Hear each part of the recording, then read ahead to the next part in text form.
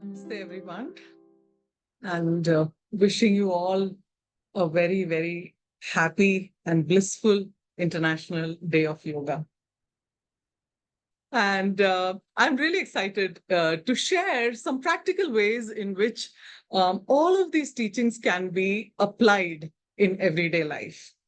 And a little bit of the intersection that I work with in my life, the way it panned out, is helping people achieve their potential, be more successful, and looking at it in a very yogic way. So we also have a longer course called Material Success Through Yoga Principles, which is a beautiful 26 lessons that Swami Kriyananda wrote almost 20 years ago. And that's a long course which we teach and we'll be launching one which will be taught over 5 months. So, this is really whatever I share today is drawn out of that. And in many ways, there is a saying in Hindi, Ghar ki murgi dal barabar. So we're all yogis. We have all these tools and we undervalue them. And we're constantly running after, okay, what is that new technique that I can learn? And that is going to transform my life. But if you look at all the ancient teachings, what they talked about is everything is inside you. And it is a matter of tapping into your own intuition and, raising the vibrations of your antenna so that you can attract what you want. And it is in that context that we'll run today's session. So I'll show you, and none of this is going to be very new for you. It's all things that you've known over the years. But let's look at a way in which we can very much apply them in everyday life. Unfortunately, when we're a large group like this, it's difficult to unmute and speak, but I'd love you to interact. So that's really our topic today, yogic tools for awakening inner power. It's very important to honor both Sage Patanjali, who is called the father of yoga and sometimes called the father of modern yoga, which is 5,000 years old. And so there is an ancient yoga before that. And it is his Yoga Sutras which hold the keys to many ways in which we can apply several of these tools and get great results in our lives, actually transform our lives. So he has looked at it very holistically. We just came out of an Ayurveda class. Now, Patanjali was also a great teacher of Ayurveda. He was also a great teacher of grammar. So look at how successful and how brilliant his mind was by applying all these teachings. I'd also like to honor our teacher and founder of Ananda Yoga, Swami Kriyananda. And he's written this beautiful book that Nayaswami Bhavni did a session on this morning, which is Demystifying Patanjali. But I think this quote kind of plays the context of where yoga can go in the world today. He says, Patanjali's Yoga Sutras are a stirring cry to us to transcend all religious differences. Their basic message is, here are methods that can be tested and proved. And you can know what God is from your personal experience. And that's what we want to do. How can we experience the divine personally on an everyday basis? And here's another quote from Swami Kriyananda. He said, yoga is not something that you probably just do on your mat or in your temple, in your meditation, and then you go on with life. He said, yoga is day and night. And that's a beautiful picture of Swami there, where he is actually showing us how joyful your life can be day and night when you follow the teachings of yoga. We will go into a chant in a moment, but I'll just read this quote for you. He is practicing Hatha Yoga not only when he moves into some ancient prescribed position. So we were doing advanced asanas today, and I don't know if any of you got a muscle pull. It was a brilliant class, but if you've been out of practice, you could have some aches and pains by now. But that is a good thing to do. It energizes you, but that's not what real yoga is. But even if he gets out of bed, greets a neighbor on the street, or lifts a cup of tea to his lips, all of that is yoga.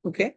And it just can give you a boost of energy. Our batteries drain out. So we just need ways to charge ourselves up. So we're going to do Surya Veda Pranayam.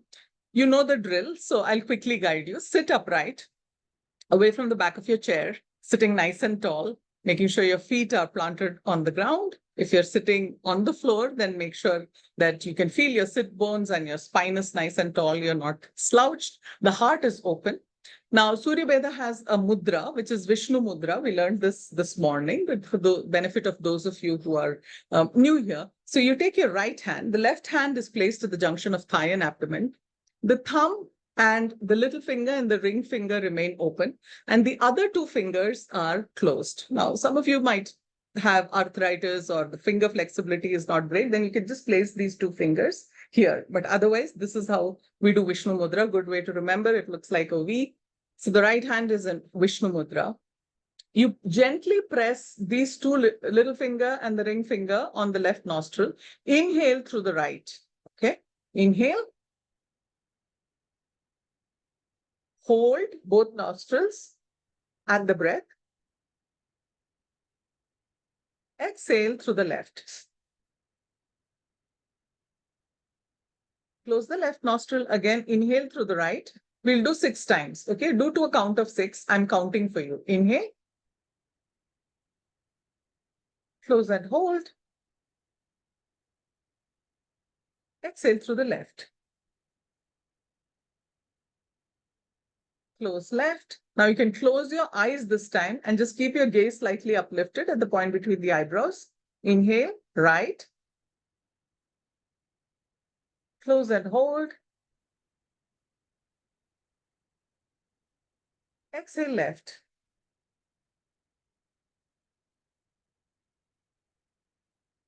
Inhale right. Close and hold. Exhale left. Try and go deeper with this. Inhale right. Close and hold. Exhale left. 2 more rounds quietly at your own pace.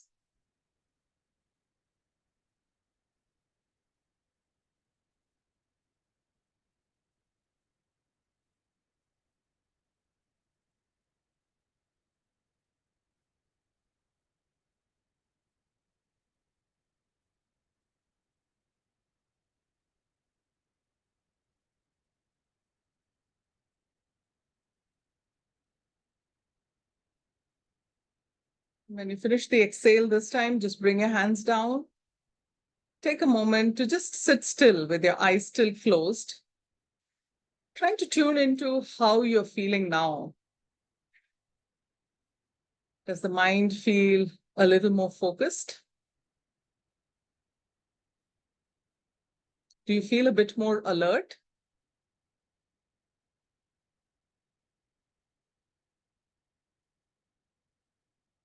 Do you feel a little calmer, less thoughts?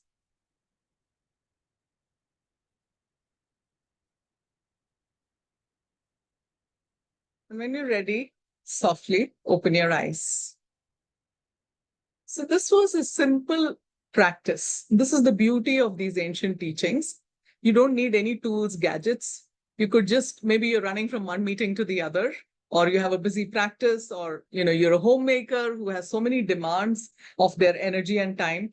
But if you just did a simple practice like this, you could very quickly feel very, very energized and calm and centered. That's all it takes. It took us maybe like 5 minutes, less than that, to go through a practice. And 6 counts is very good. Now, there are a few, and it also works well on the nervous system. It actually stimulates and tones the nervous system. It is said that on an average day, we can think up to 50, 60,000 thoughts. And these are not unique thoughts, they're connected thoughts. That's how busy the mind is. And you meet 5 people, then they are thinking that many thoughts. So look at the chaos and commotion. How do we keep ourselves concentrated in a distracted world? Surya Veda is a great tool to do that. So remember to use and apply these practices. And there is a reason why the world is running after them. They call it breath work, this, that, and the other. They're adding their own twist to it. But the reality is that these tools work. Okay. I'm going to tell you a story, and I think you deserve to be told a story. You've been working very hard today. So this is the story of it comes from there are many versions of this. You might have come across it, but it is a story which comes from the Native Americans.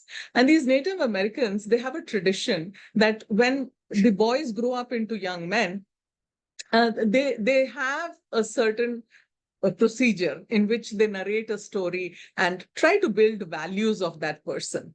And the Native Americans, again, are very nature friendly. They're the tribal population of that part of the world. So they live in tune with nature and the divine. So here is a story that the medicine man of the tribe narrates when someone is getting graduated into a young man from a child. So the medicine man says that inside of you, there is a dog and there is a wolf. And this is true of each one of us. We all have a dog and a wolf inside us. The dog is friendly, it is affectionate, it is energizing, it is joyful to be around, it is very loyal to you. It's a very loving creature. And inside you is also a wolf. The wolf is very competitive, the wolf is very greedy, the wolf is ferocious, the wolf attacks in order to get what it wants. And the dog and the wolf are in a fight. And the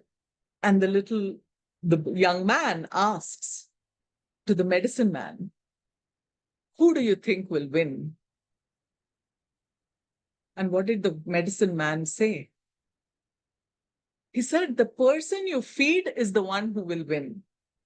If you feed the dog in you, then the dog will grow and win. If you feed the wolf in you, then the wolf will grow and get its way around. This is exactly the battle that the Gita also talks about. It is the battle of virtue and vice. And here is the thing, when you feed the dog, you become a better person. And how do you become even better? You feed the dog in others. And when you feed your dog and you feed the dog in others, then magic happens, right? The world becomes a better place to live. I think if I ask you to, so that was the lesson that the medicine man taught. So now we're going to see what are some ways in which we can feed the dog, right? Now, here's the thing. People test your limits every day. You think I'm very patient, I'm going to be very good, I've had a brilliant meditation. The world will show you how quickly you can get ruffled, right? Somebody knows which button to push and they will push that button. And when they push that button, everything disappears and you start questioning yourself, right? But here is a little calming practice from Swami Kriyananda. So I invite you to sit upright, like we would do in a meditation. I'm going to guide you through this. You can close your eyes, making sure you're sitting nice and tall. Yeah. And I want you to take a moment and place your left hand on your heart. And then place your right hand on top of it. Just comfort your heart. The heart works very hard. Expressing your gratitude to your heart for beating all day and all night. Never rests. And slowly release your hand, but keeping that awareness of the heart. Concentrate on the heart and calm the feelings in the heart. Just by breathing and sending rays of light into your heart. Now take a few deep breaths. Inhale and exhale. And each time as you inhale, visualize lifting energy up into the heart center. And as you exhale, it gently falls down, and then it's a circuit. And again, with your next breath, bring the energy up to the heart. Feeling your heart very calm and rested.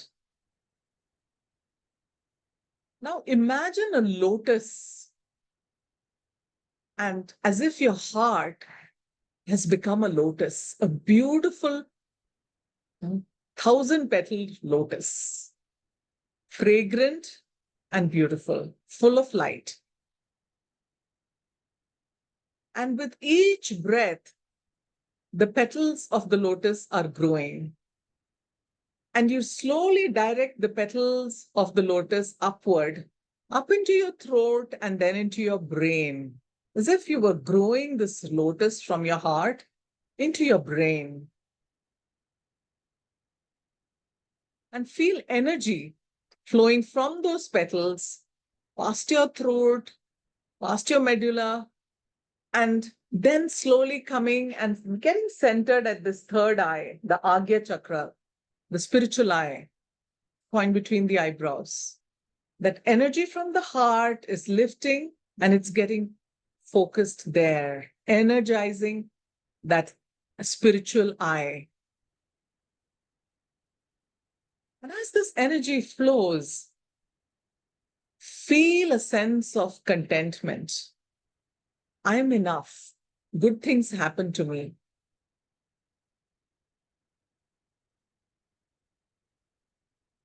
Feel energy rising from every point in your body and becoming concentrated at that point.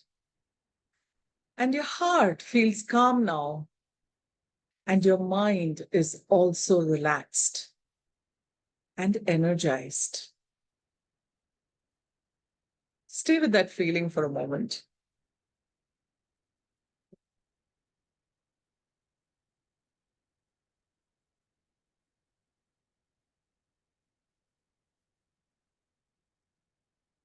As you stay there, I will read an affirmation to you, which is from Paramahansa Yogananda. Visualize and repeat this meditation, this affirmation after me. My body cells are made of light. My fleshly cells are made of thee. They are perfect, for thou art perfect. They are healthy, for thou art health. They are spirit, for thou art spirit. They are immortal, for thou art life. Feeling every body cell full of light, and all this light and energy focused at the point between the eyebrows. Feeling your body cells made of light, and you, a being of light.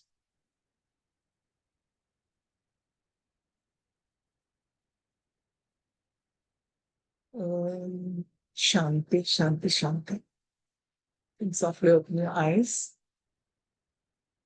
So this was a simple practice. The first one was of calming the heart and lifting the energy up to the brain cells, and then using that power to visualize yourself as a being of light. And this is a fact. We are made of light. We've been across lifetimes, and our soul is light, and the soul is always perfect. So we have all of these blessings and teachings from these great masters. And you see a picture there of Paramahansa Yogananda ji, and he's blessing us. Your guru, your Ishtadevata is blessing you and saying you're made of light. Why do you stay in darkness? Come out of the darkness. That's really how you will awaken your inner power. Yeah. Now here's another practice. I have a larger course on journaling that's available online, but today I'm just going to give you a quick experience, and just with this, you will be able to make a start with journaling. So this is a practice that Paramahansa Yoganandaji said that at the end of every day, you should mentally review all the lessons Divine Mother has given you. Everyone should learn to analyze himself or herself dispassionately. Find out what you are, not what you imagine yourself to be. Okay. In the imagination, we are all perfect. But if you just went around and asked someone like a spouse, they'll tell you exactly how you come across. May not be a good idea. So, hold on to your bliss. Don't ask today. But I'm joking. But find out. And, because you want to make yourself what you ought to be, which is, the divine potential that is inside us. And to achieve that potential, a true self-analysis is the greatest way to progress. So I brought in a little doodle here. This is how your mind would be before journaling, and this is how clear it can be after journaling. So I hope that motivates you to look at journaling as a practice.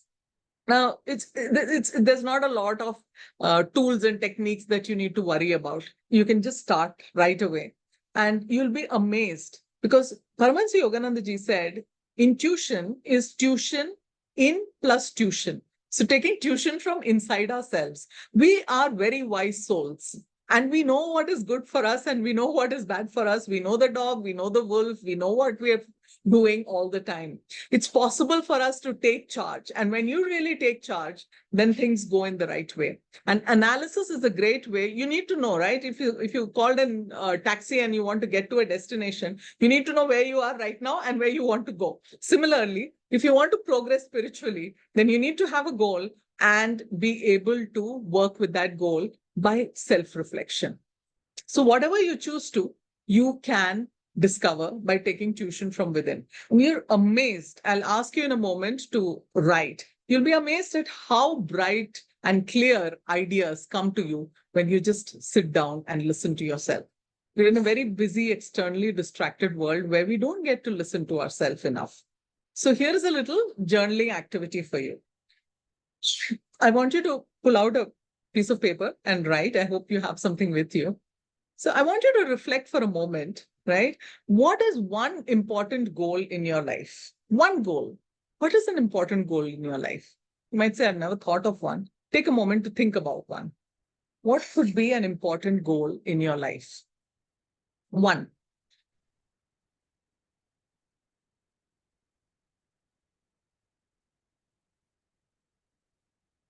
Make a mental note of it or write it down. Okay. You're also tuning into yourself. So we just energized ourselves. We've let go of all our limitations.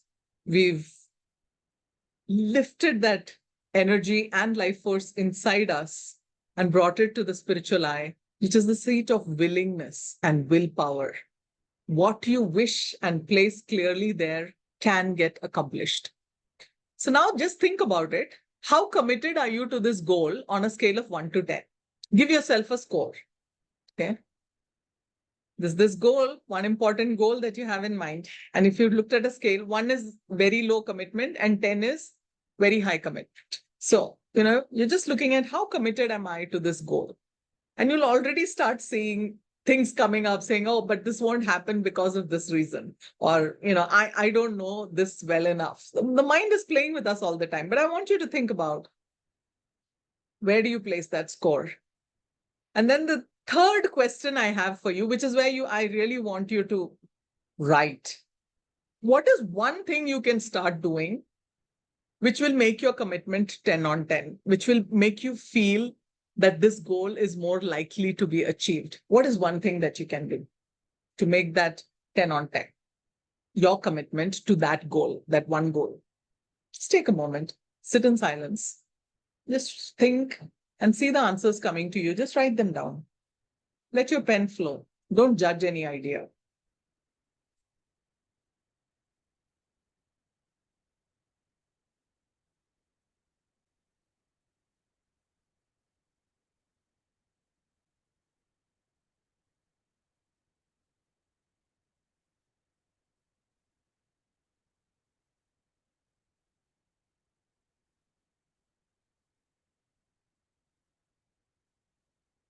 Okay. I think more would come later on, but it's important for you to just see that just when you sit still and think how the thoughts come and flood your mind and show you both possibilities and downsides, right? Now, here is the power of meditation. When you meditate, it uplifts you into a state of higher consciousness. And in that state of consciousness, it is possible for you to attract success and happiness. It is possible for you to uproot all negative tendencies that might come and put up a fight inside you and take you away from your goal. But it requires you to be inwardly centered and keep going back to that powerful center inside you. And that will help you develop the magnetism to attract what you want when you want in life. Paramahansa Yogananda ji said, we are all divine princes and princesses. And they want to give you everything that you want. They want to pamper you. But we have to be ready for each step in our life. And it has to be done not in a greedy way, but in a devotional way. Always looking at how can I progress spiritually, right? The material part of it will come. You'll always have it. So the divine insurance is faith in God. You know, you can have the best of insurance, but if something really drastic happens, they'll say force majeure, you know, in this kind of crisis, act of God, we don't reimburse your insurance, but God will take care of you.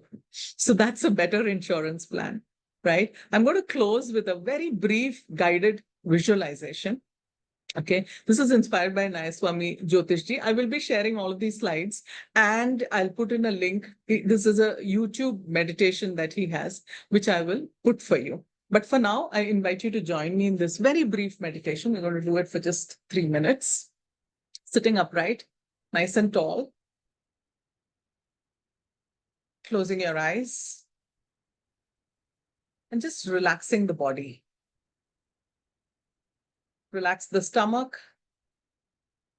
Let it rise with each inhale and fall with each exhale. Relax your shoulders. We tend to carry a lot of burdens there. Relax the shoulders. And consciously relax your face and your eyes. Lift your gaze to the point between the eyebrows. Just take 3 conscious breaths, making it a point to relax even more deeply with each breath.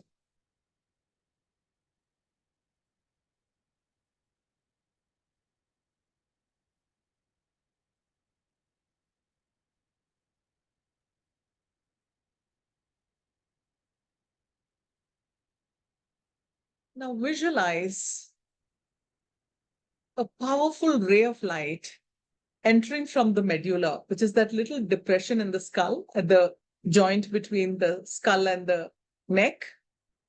That's where life force enters us. A stream of golden light and energy entering you from that point. And it spreading into your brain, lighting up the brain, every brain cell, dancing in that golden energy and light. Driving away all darkness and expanding you and your aura. And now consciously visualize another bright stream of light entering from the medulla, going down into your body, into your arms, your heart, your lungs, your digestive tract, the stomach, the kidneys, liver, all the organs, into your hips, your feet, the legs, arms. Everything is full of golden healing light. You're made of light. And that stream is continuing to enter you, prana, life force. And this time consciously drive it into your brain and focus it at the point between the eyebrow, like a laser beam of light. Concentrating that light, making it a laser beam. And now Visualize that light emanating from you and forming a bubble around you. You're in that bubble of light.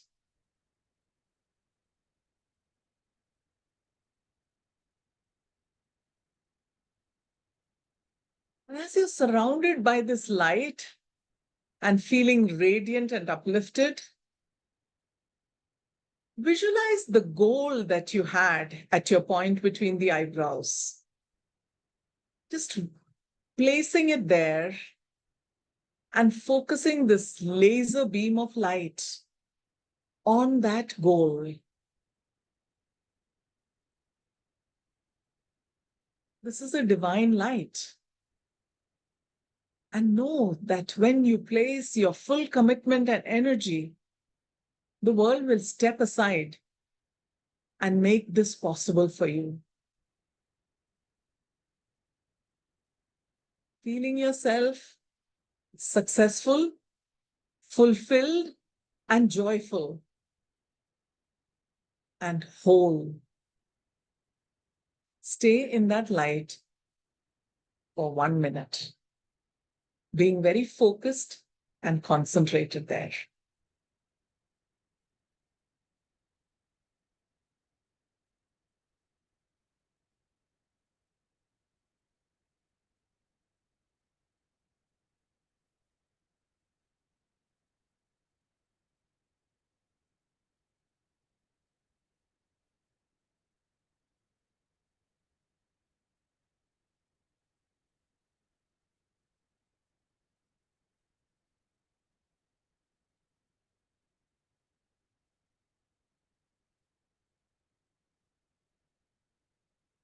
Om Shanti, Shanti, Shanti. Very softly open your eyes. So this was a express session, and I think I'm right on dot on time.